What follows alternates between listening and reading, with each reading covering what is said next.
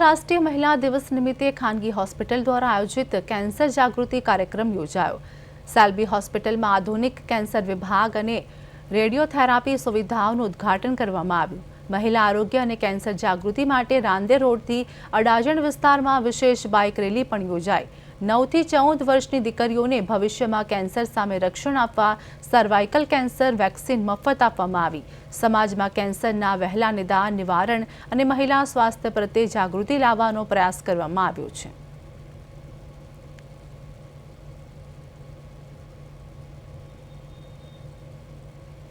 મારે હોસ્પિટલ્સનું જે બી કામ છે કે જે હોસ્પિટલ્સમાં ડૉક્ટર રિક્રુટમેન્ટ છે, એવરીથિંગ ઇઝ અંડર મી।